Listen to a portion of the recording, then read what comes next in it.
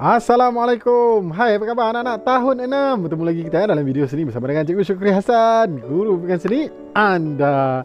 Okey, video kali ini kita nak belajar apa? Kita nak belajar pada unit yang kedua pembina cilik. Tajuknya Bersatu Teguh Bercerai Roboh. Kita nak buat apa? Kita nak buat arca stabile.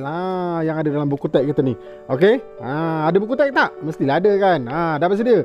Jom kita belajar. Mari kita lihat media, alat dan bahan untuk menghasilkan arca stabile pada tajuk Bersatu Teguh Bercerai Roboh, Unit 2, Pembina Cilik.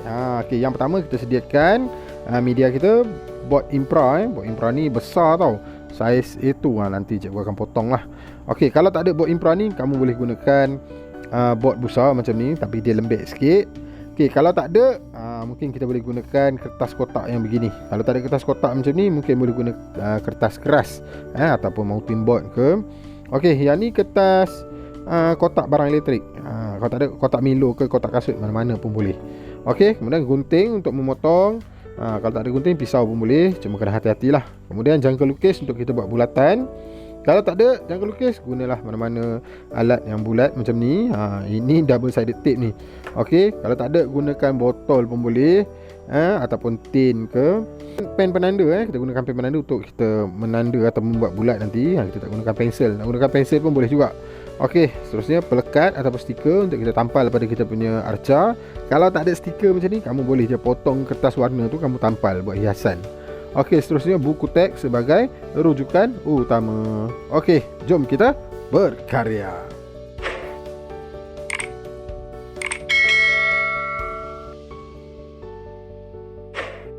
Langkah pertama kita buat lakaran. Kita lakar rupa bulat pada board Impra ni. Kita buatlah beberapa bahagian kecil.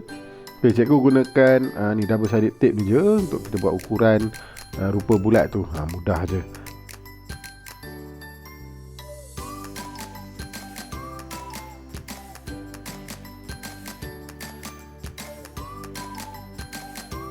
Langkah kedua, kita akan memotong. Kita ambil gunting, kita potong kepada bahagian-bahagian kecil. Okey, kalau mahir menggunakan pisau, kita guna pisau. Kalau tak mahir guna pisau, kita guna gunting lah. Pisau ni dia cepat sikit. Tapi untuk kita buat rupa bulat tu agak sukar menggunakan pisau, jadi kita gunakan gunting lah macam biasa. Buat Impra ni ada bahagian dia lembut, ada bahagian tu dia keras. Jadi kita kena tekan sikit. Satu peringatan daripada cikgu, sila berhati-hati semasa memotong kepingan board untuk membuat tanggam tu nanti. Ini kita potong dulu, kita dapatkan rupa bulat. Lepas ni kita akan buat dia punya tanggam. Tanggam ni macam mana? Tanggam ni bahagian setiap bahagian kepingan yang kita potong ni nanti kita akan buat tanggam pada 4 bahagian, kiri, kanan, atas dan bawah. Kamu boleh perhatikanlah macam mana cikgu buat tanggam. Apa yang dimasukkan dengan tanggam? Tanggam ialah sambungan kayu yang bertakuk-takuk supaya rapat dan teguh. Contoh macam ada satu kat atas tu yang cikgu dah buat tanggam, cikgu dah cantum. Yang ni cikgu dah tunjukkan macam mana kita nak buat tanggam. Okey, tanggam tu kita potong sebahagian keratan rentas sebagai tanggam untuk disambungkan antara satu sama lain. Tengok cikgu ukur kat sini 3 cm. Garisan hitam tu cikgu buat dengan pen penanda 3 cm. Okey, kemudian kita gunting. Nak gunting ni cikgu ambil betul-betul bahagian yang hitam tu, yang warna hitam tu.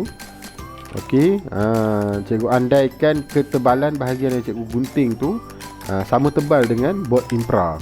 Okey, cikgu ukur nampak tebal dia sama je. Yang ni tujuannya apa? Untuk kita memudahkan untuk kita masukkan satu lagi board Impra di bahagian sebelah dia yang kita nak sisipkan dia masuk pada tanggam tu nanti. Jadi ukuran tu kalau boleh biar sama tebal dengan board Impra tu. Okey, bahagian tanggam yang kita potong ni ketebalannya sama dengan bahagian tepi board Impra kita. Jadi dia mudahlah untuk kita sisip masuk nanti. Okey, saya harap kamu faham boleh buat berapa banyak bilangan board Impra yang kamu nak potong ni terpulang macam cikgu buat lebih kurang 10 hingga 15 keping. Cara nak masuk ataupun nak cantumkan itu mudah je, sisip je antara tanggam tu, masuk macam tu, mudah sangat. Okey, langkah berikutnya kita nak buat hiasan. Kita hasilkan corak pada permukaan rupa bulat dengan pelekat hiasan mengikut kreativiti kamu. Ikutlah. Okey, macam cikgu ni, cikgu dah kebetulan memang dah ada kat rumah cikgu ni pelekat hiasan bintang-bintang ni. Jadi senang lah. Okey, cikgu cabut tampal. Ulang langkah sama untuk setiap kepingan buat impra yang bulat ni. Okey, kalau kamu kat rumah tak ada stiker macam cikgu ni, kamu gunalah kertas warna kan. Kamu potong-potong, buatlah rupa love ke, rupa bulat ke, segi empat, segi tiga, tak kisahlah rupa apa pun. Nak buat huruf-huruf ke, kamu tampal tu, letak gam tampal, yang tu pun boleh. Kebetulan je cikgu ni memang ada stiker kat rumah ni, beli banyak-banyak, nak bawa ke didik TV hari tu. Jadi ada lebih, boleh cikgu guna. Okey, cikgu dah siap buat hiasan pada cikgu punya board impra yang kepingan bulat-bulat ni. Jadi kita nak cantumkan menjadi arca stabil. Jom tengok macam mana cikgu buat.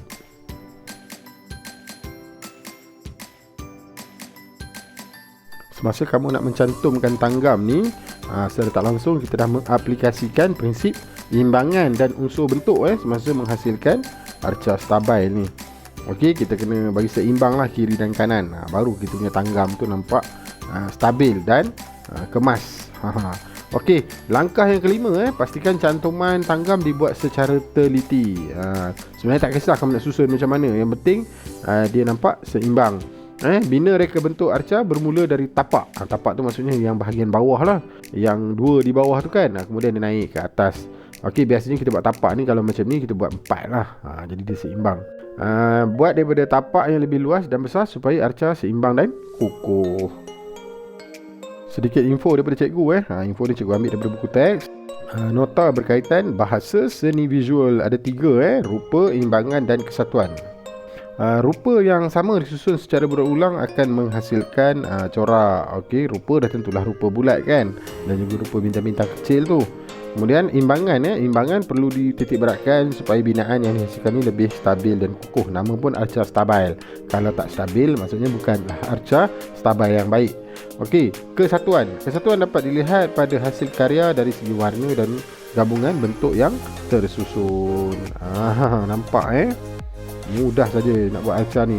Kalau kamu tak ada board impra, jangan risau. Kamu boleh gunakan kertas kotak ataupun cardboard menggantikan board impra.